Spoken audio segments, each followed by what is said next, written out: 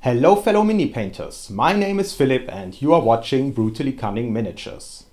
And today's video is all about printing and painting your own miniature, scratch building from the start to the end.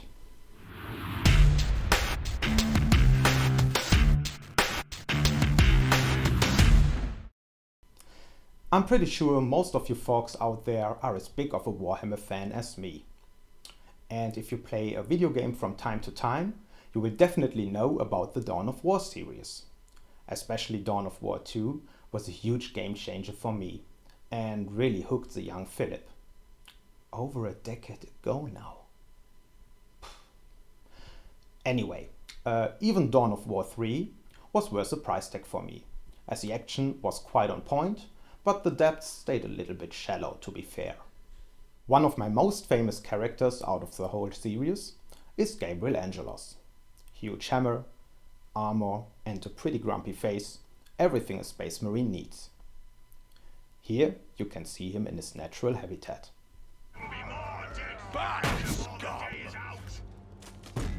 Hammer will no escape!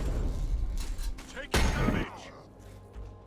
Your generator crumbles. My hammer has them! Be gone! Shutting up! And while my plastic crack addiction went to unknown heights, the urge to paint my own little precious Angelos grew bigger and bigger. But where to start? One obvious choice would be this awesome, let's call him miniature. But with 83 centimeters of pure Gabriel-tastic size, it's probably pretty hard to fit him in the living room, especially with the missus having a say about these matters as well. Yeah, I thought so. Additionally, the price tag of €2,500 is probably way too high and requires me to sacrifice my currently non-existing firstborn son. So yeah, this thing is out of competition. Second, and the probably most obvious choice, is the already existing model from Forge World. While the armor looks okay for me, the surroundings are good, the weapon rocks pretty much, the face seems a little bit strange to me. Seriously, am I the only one? For me it looks like the sculptor tested the sturdiness of a brick wall with it, and multiple times. Yeah, I just don't like it. While I obviously could do a head swap with it, I just prefer now to print my own Gabriel. And after a little bit of research, I found this. This is a sculpt of Russian mini makers RTW. And the best about this is the STL is completely for free. I'll share the link down there in the description. For me here everything just comes together. The dynamic of the pose, the look on his face, everything just feels like Gabriel Angelos. Everything just feels right. So yeah, this is the mini I want to print now. And here we go. Just before we start, this video is not supposed to be a guide about 3D printing. There are other guys that are way better than I am. This is more like a quick overview of all the used techniques and materials, and also covers failing and beating your weaker self, as my plans really didn't work out that well.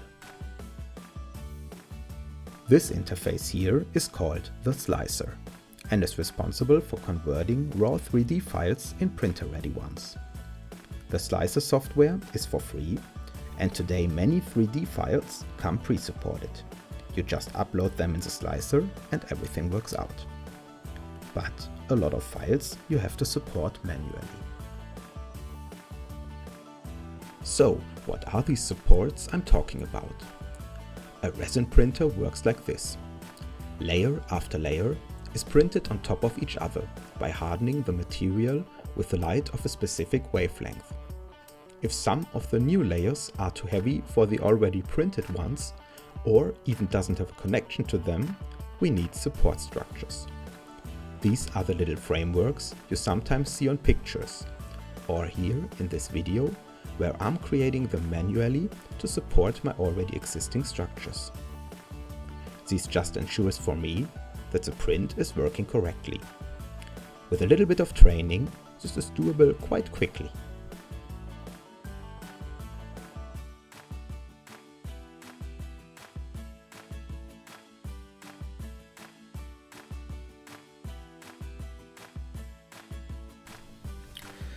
After the slicing process, we fill our tray with resin and start the printing itself.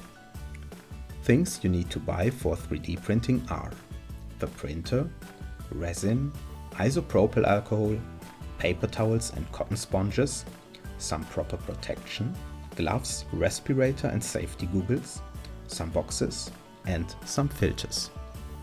Getting started is not that expensive anymore.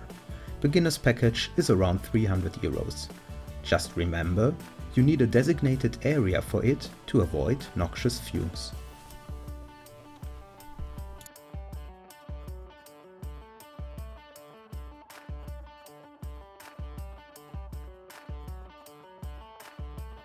After a couple of hours, the print is completed and the minis are hanging upside down from the building plate.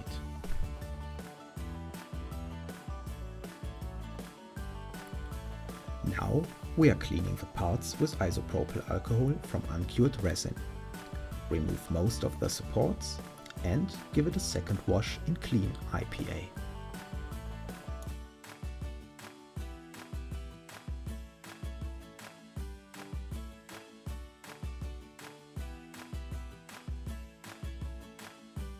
Then we are curing everything with an UV lamp.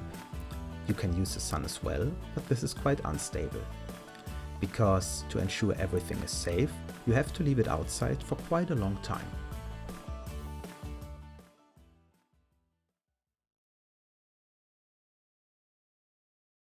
All the parts are printed now, and after a bit of work with fine sandpaper, I put all the parts together with blue tack.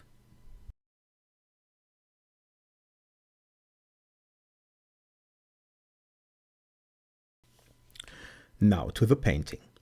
And with the painting the struggle begins. My original game plan was to create kind of an uncommon scheme. After black primer, I base coated everything with dualuminium, a super bright metallic. Then I used the whole palette of red contrasts and inks to create a tinted true metallic scheme. Boy oh boy, I messed this up pretty badly. Because of the different surface tension, the color didn't vent into the crevices, and what I created was a super bad mess. Next, I tried blending scale 75 reds for the super matte finish as my red main color, and a gold non-metallic metal for the ornaments. Then I enhanced the contrast of the red with a bit of orange and white. Long story short, was shit as well.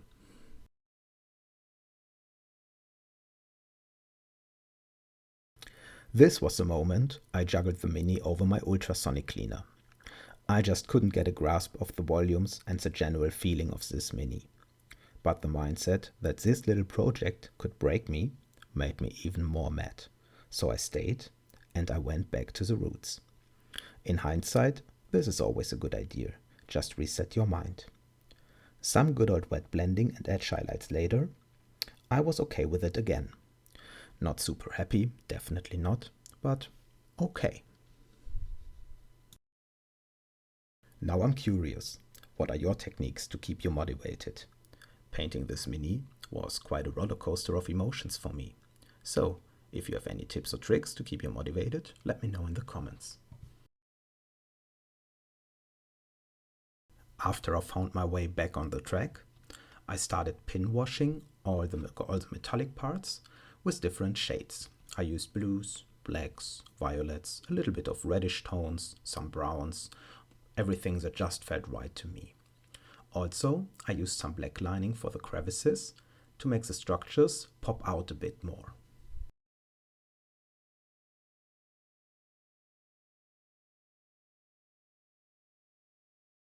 Then I realized I forgot the off-white parts on the shoulders. I quickly fixed this, mumbling curses.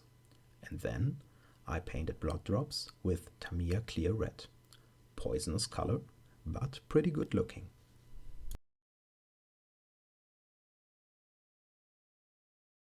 Then I stippled the leather parts. Stippling is always great for creating structure and highlights in the same turn.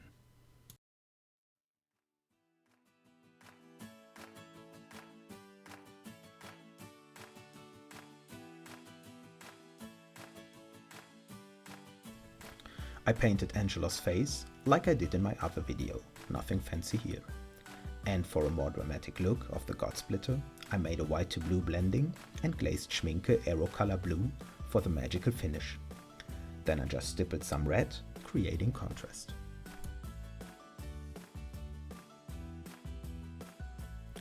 Last piece was the cape, and I went for a beige color with a gold rim to fit the main theme. Then I went crazy and decided to tackle another one of my weaknesses, painting a Bloodraven freehand. So the weakness is a freehand, not specifically a Bloodraven freehand, but okay. I outlined everything with heavily thinned down black and blocked it out afterwards.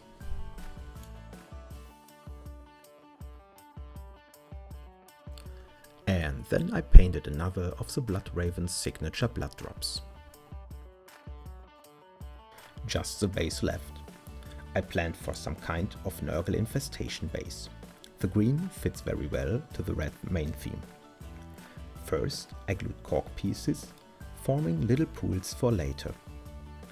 I used a sand and PVA mixture to isolate the interspaces.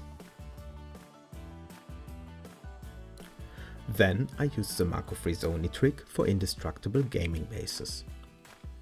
A 50-50 mix of isopropyl alcohol and water lowers the surface tension of the structure. So the next mix, 25% PVA, 75% water, can flow in all the crevices and make it indestructible. Now some paints for the base, Rhinoxide and XV88 as the main colors, some violet and a little bit of Agrax Earthshade as the shadows, and a little bit of Ushabti Bone plus a little bit of off-white, just a few drops for the highlights.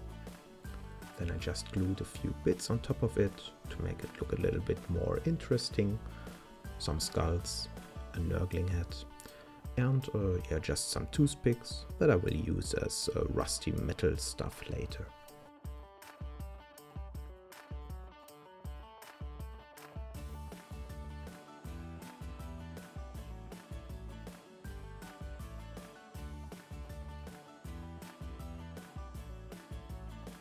For the last step, we are using Vallejo water texture in the pre-made pools. You can start layering this by using super thin layers. If you see little bubbles, then you can try to pop them with a toothpick.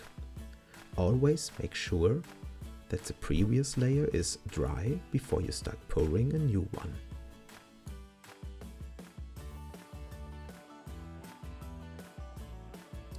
Mix the last layer of the water texture with a few drops of Nurgle Rot, GW's technical paint. This way we achieve a look of a pool filled with goo.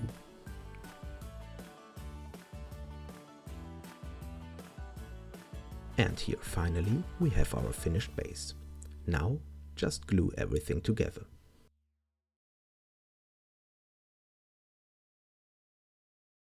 Finally, Gabriel Angelos, ChapterMaster of the BloodRavens, is battle ready. This was quite a stressful journey for me and really pushed me to my limits. Not my painting skills, everything is pretty basic here, but my moral. When I see the whole project now in front of me, I have to say the result is okay, but I'm nevertheless happy with myself because I pushed it through. Thank you all for watching. Subscribe, leave a like, leave a comment, whatever you like, and goodbye.